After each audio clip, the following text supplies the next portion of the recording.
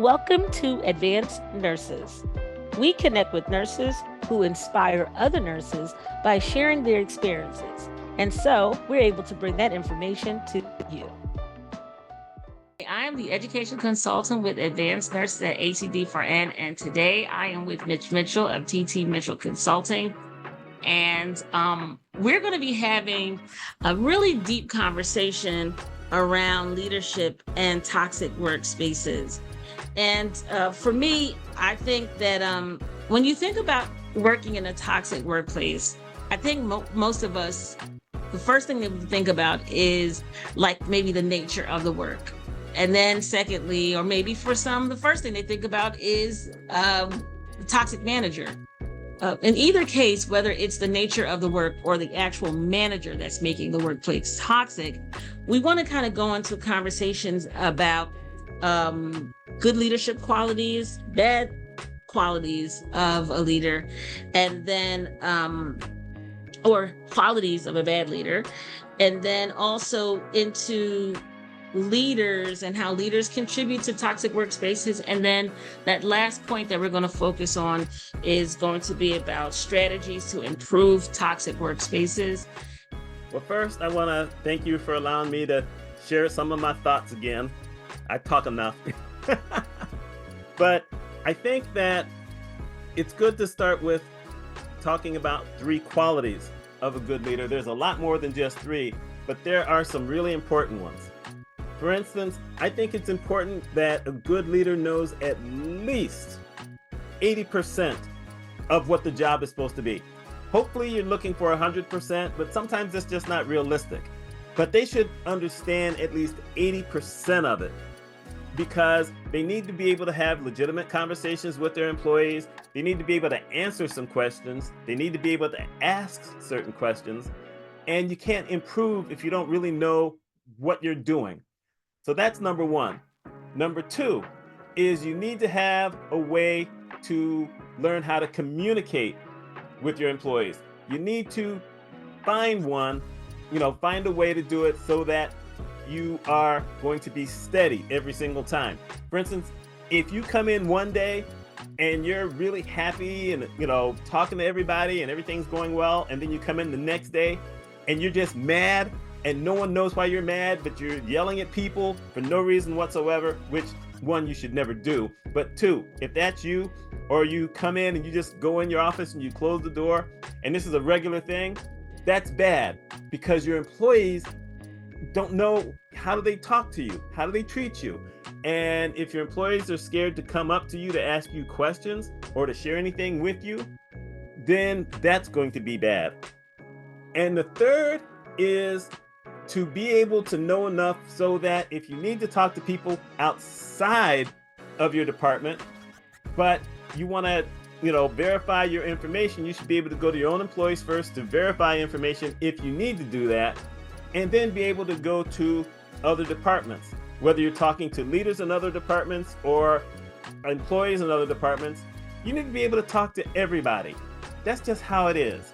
And if you can do that, you're going to be more effective. If you can't do that, then most of the time you're just going to be within your own department, and you've limited yourself to the scope of what you can get done.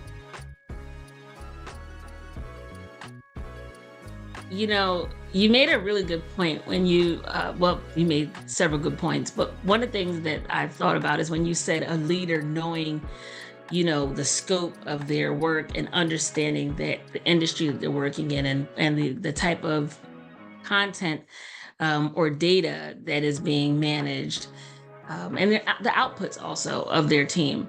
And so I think the interesting thing about it is when I've worked with managers like that before, where you have to manage up, where maybe these are managers, they come in with maybe strong skills as far as managerial skills.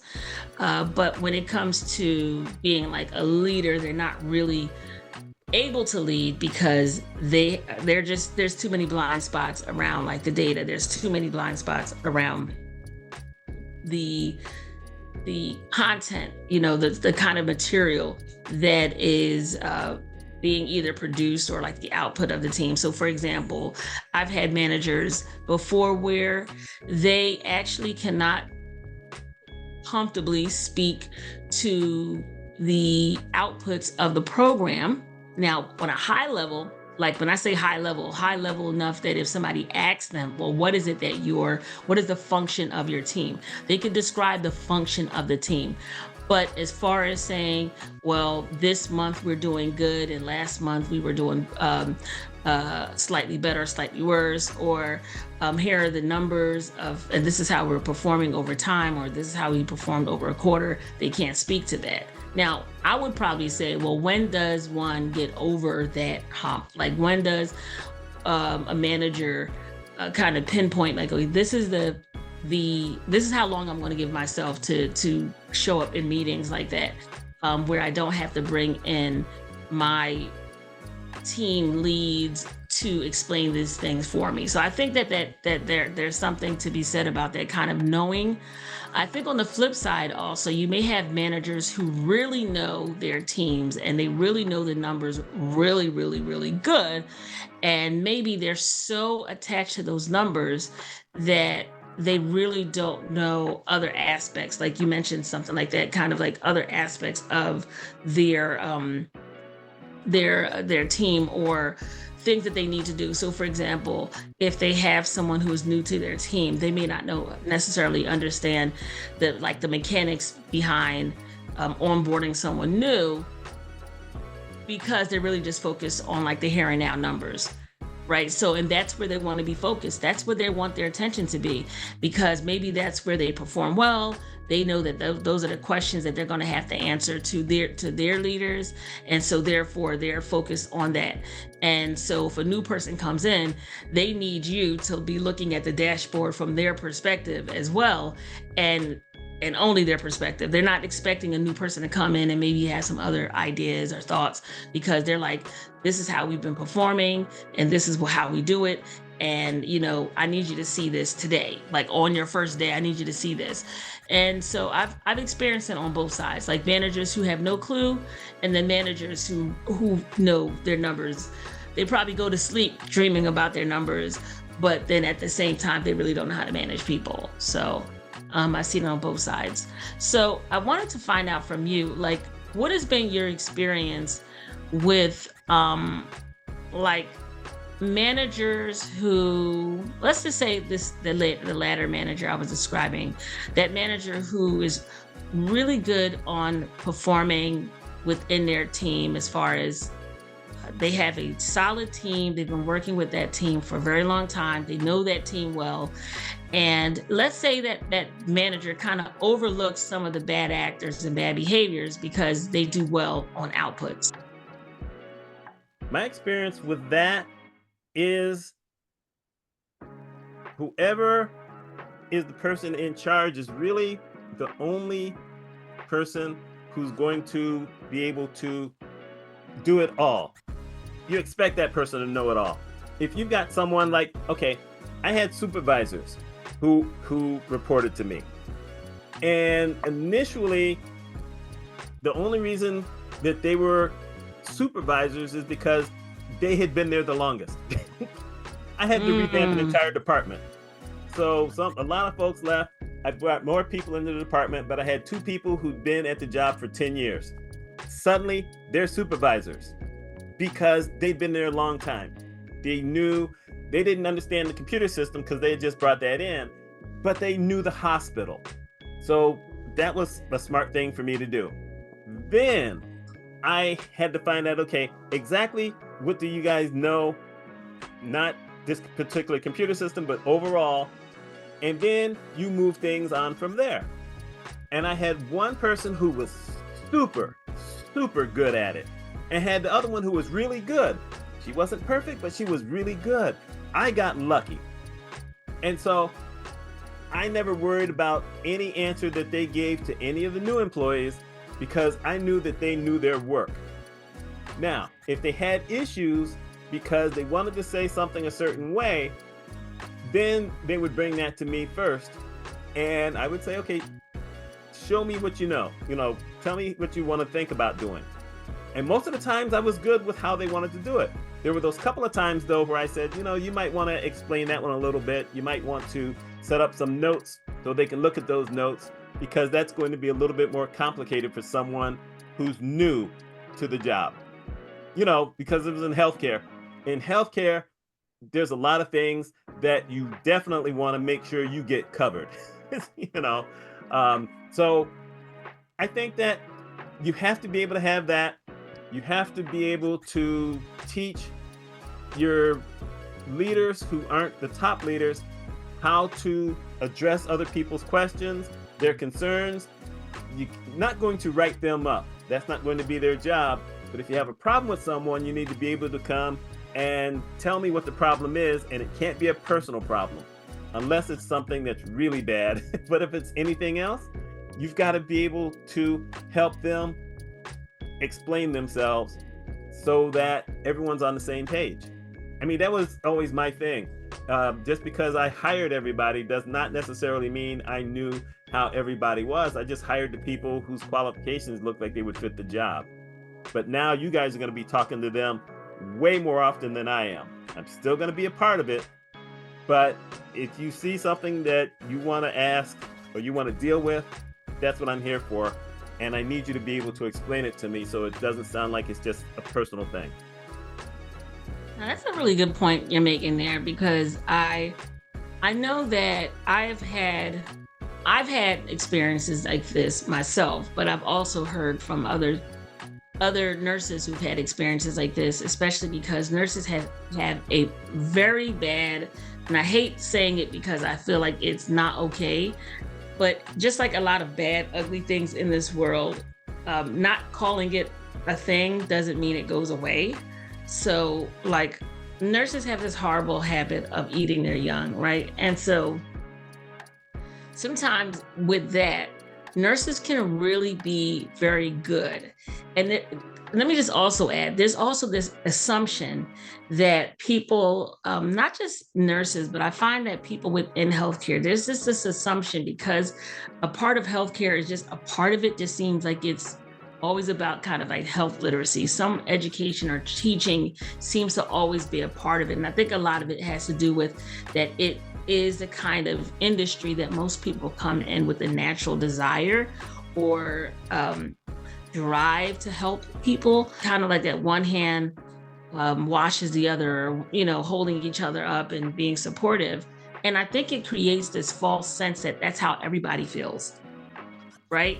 And so like any industry, some people come into the industry for money. They come there for money. It has nothing to do with helping their colleagues, helping patients. They are there because they want to get paid. They're at work every day because they want to get paid. Now, everybody goes to work and looking forward to compensation. I don't want to say it that way. But some people, the concept of helping someone is not it's not the top 3 priority. That's not what drives them to come to work. And as we know that there's some people who go to work in healthcare and they go there with intention to harm, right? Of course, we know there's some people who are sick, right? They're mentally not well. They go into these professions, they're able to pass the exams and get through to, all of those different checkpoints. But when it comes to taking care of patients, they do the very opposite. They cause harm, right? So we know that there are people like that exist. But going back to what I was initially saying about the training piece, I feel like when it comes to managers need to not assume that just because we're in the healthcare space that everybody means well. If you are delegating any part of your training to someone, that delegation doesn't remove the responsibility from the manager. It just means that now you're asking someone to take on a task or complete a job duty of that you either now sharing that responsibility, or you have held on to the responsibility, just have them doing the task part of it. It's not as if now that is that other person's responsibility to get it done completely.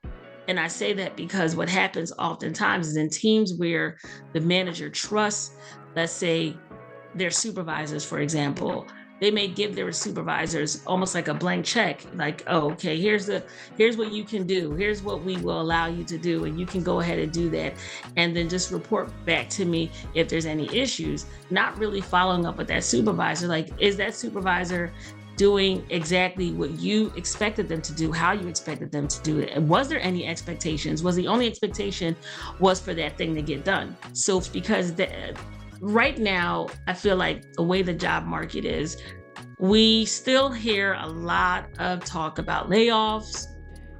We also still hear a lot of talk about people quitting jobs, and while the job market may really be kind of scary and sketchy, I find that the job market has also become increasingly more toxic. Now, I don't know if not just the job market, but workplaces. So I don't know if workplaces become more toxic because they're working with,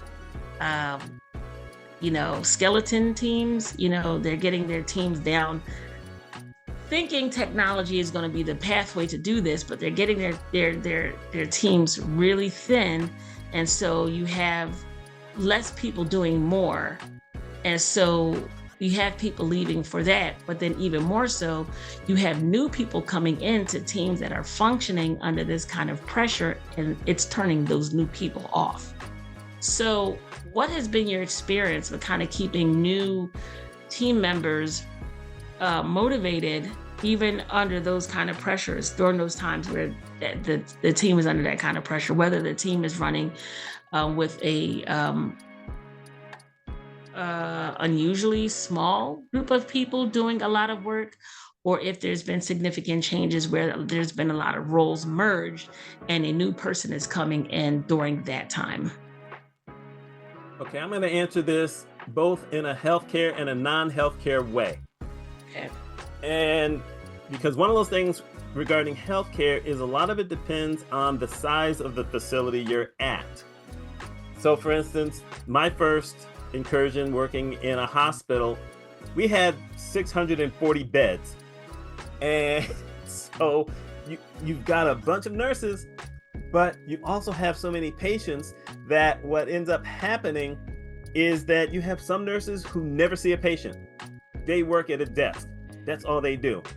They delegate certain things to other nurses and or, other staff, the people who do physical therapy, the people who deliver meals, the people who go in and do the vital stats and whatever.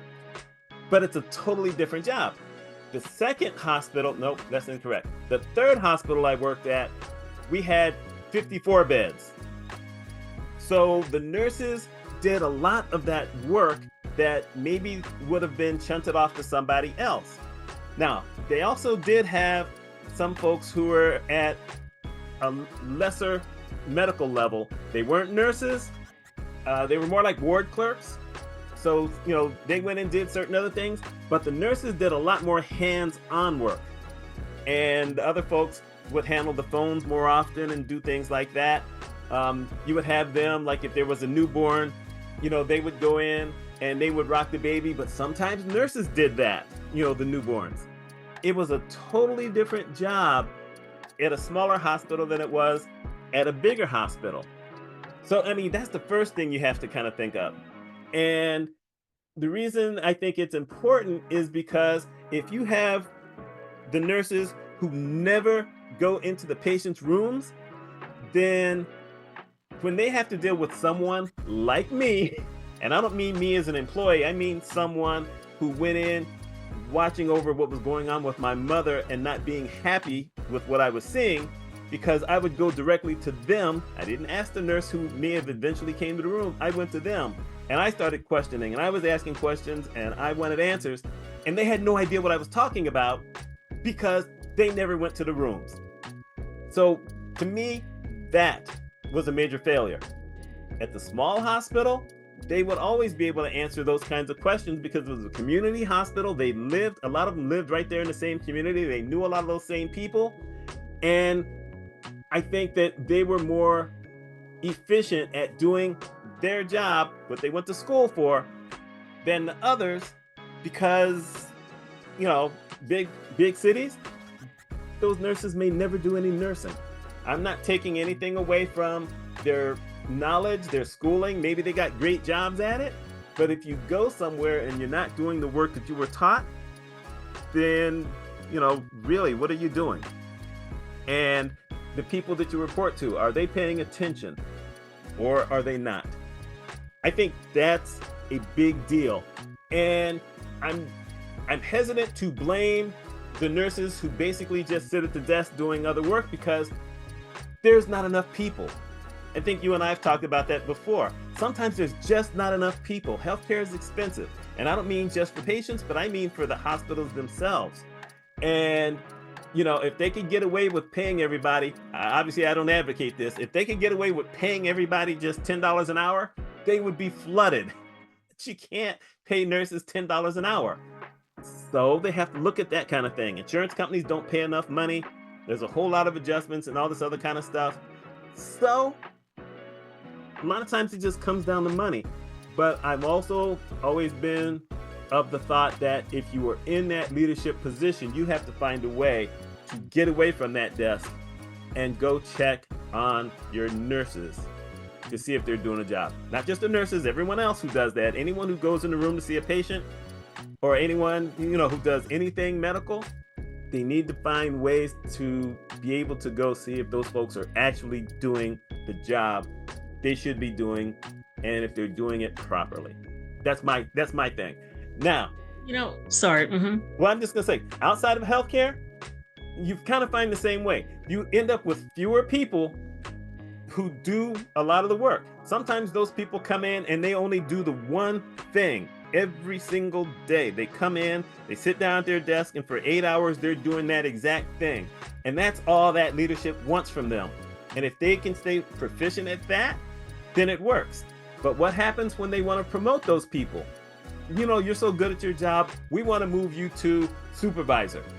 They don't know anything about leadership.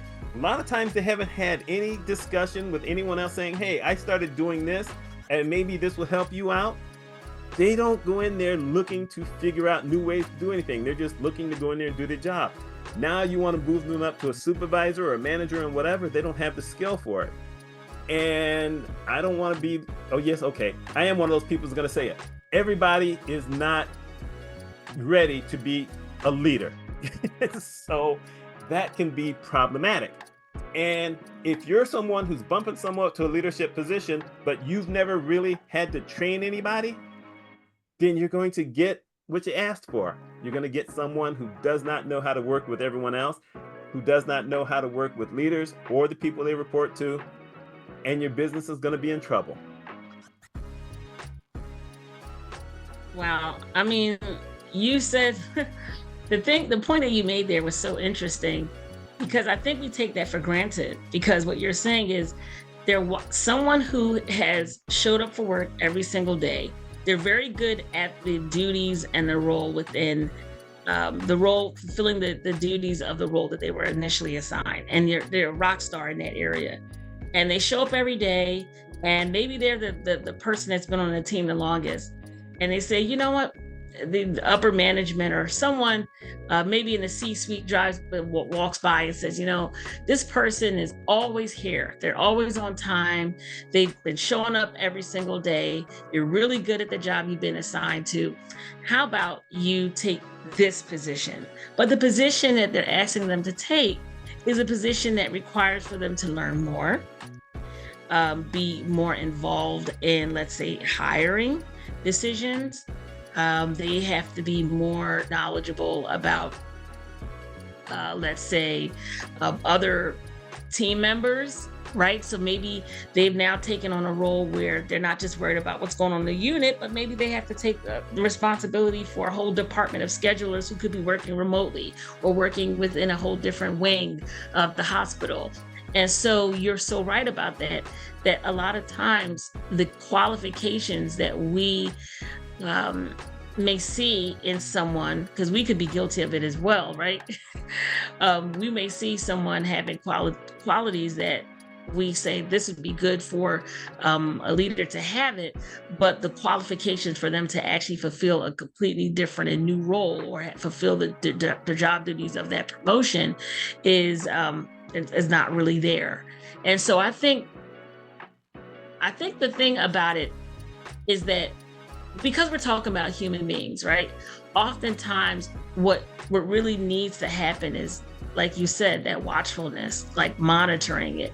So if you have a nurse manager who's involved, that nurse manager is going to show up on the unit. That manager is going to, open up their door and be available for nurses who may have questions, or other administrators or other people within that healthcare system who may need to collaborate with them at times, or touch base with them at any time. And so having that kind of communication and collaboration will keep you as a leader informed of what's going on. And even if you decide that you would like to explore an opportunity to, let's say, get promoted at a different level, or different role and responsibilities, then you know what you need. So I think I need to gain more skills in this area. I think I need to upskill over here, and then really have, hopefully the kind of support you need to help you with that information. Because I think, again, like what you're saying about managers, because I don't want to down talk anyone. I've been on both sides. I've been a manager who has to help my team and inspire my team to upskill and promote, greatness within my team. And I've also been that person who's just, a part of a team reporting to someone, and I have nobody reporting to me, but I am reporting to someone, and I have to know if a role or position is a good fit for me. Even if I may have the credentials that would make me great for a particular position, if the function of that role or the responsibilities of someone within that role doesn't really align with, where I'm currently at, then that could be, a really difficult decision if I do choose to take on a role where, again, the compensation may be there, the opportunities to continue to climb may be there. It could be something about job title, anything where you feel like you can use that to kind of help you move up in to that next level. But it still could be a barrier if you don't have the right skill sets, if you don't have the right qualities, or if that role is just not ready for you. And I think that that's another thing too, we have to be honest about. We oftentimes, there are positions that kind of, maybe in time, this is going to become a better role. Maybe they're working on improving that position. But if you take that position right now, you're about to step into some doo-doo. You know what I mean? Like, there's a reason why that position is open. So like, if you take that role, that learning curve and all the stress and the headache or whatever is the reason why that position is vacant. Outside of that being a role that they newly created for you. And I've been in there, have had that experience as well, but I've been in a position that was just newly created. But in either case, that unknown territory, that pathway that has never been chartered before, it can be scary, and there can be a lot of question marks and more questions than answers around what to do next, especially if you're kind of making that role your own.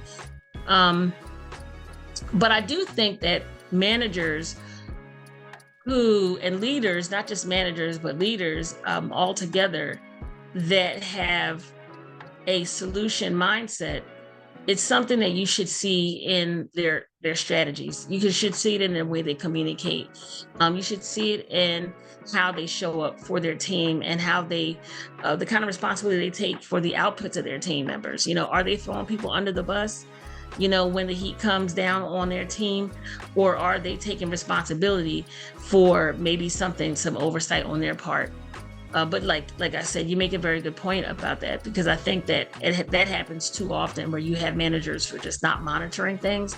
And because they're not monitoring things, they're not really connected to the day-to-day issues, problems, and concerns of those individuals of that within that operation. So speaking of strategies, what are some strategies that you see that has worked in the past whether it's related to, you mentioned some before, communication, collaboration, technology. What are some strategies that you found have worked in the past to kind of really help leaders really show up for their teams and really, maybe identify when there's been some bad players or some bad events that have happened? What are some strategies you feel like you've seen work in the past? One strategy is to set up meetings with everybody. Maybe when it's early on, for instance, when I stepped into a position where the person who'd been in that position, the leadership position, had never handled medical billing before. So he didn't know what to do. I'm not going to get into how he got that position. I'm just going to say he didn't really know what to do. And he'd never really led anything before. And then, it was just a mess. So what I decided to do initially was, okay, we're going to have a once a week meeting. All of us. We're going to start off with a once a week meeting. And I brought people from insurance companies to come out to talk to these people because they didn't understand any of that. They should have learned all that, but they didn't. So we started that way. Then I started having the meetings where I met with the supervisors every couple of weeks, and then we would meet with everybody once a month. Until it seemed like, okay, everyone now has a comfort level. And at that point, then I met with the supervisors once a month. And I still saw them all the time, but just in a general meeting, the three of us would go in there and we would talk about, how the process is going and whatever.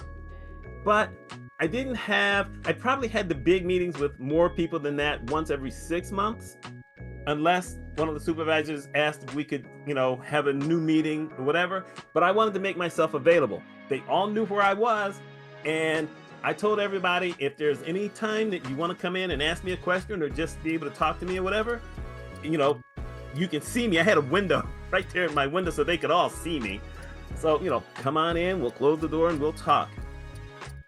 And I think that was important because they had just had no camaraderie with each other, none of the departments. I was over medical billing, I was over registration, and, a couple of other areas. So I basically had to come in and take over everything and get them to communicate with each other. And I lived an hour away. So these people basically all lived in the same area. They knew each other, but that wasn't going to help. So I knew that I had to, change up certain things. But I think that's important, is that you have to be ready to talk to people. And you can't be afraid to talk to people. If you're in a position of leadership and you're afraid to talk to people, you need to leave that position. We want to hear from you. Schedule a free consultation or send us an email at advancednurses@acd4n.com or visit our websites www.advancednurses.info or www.acd4n.com.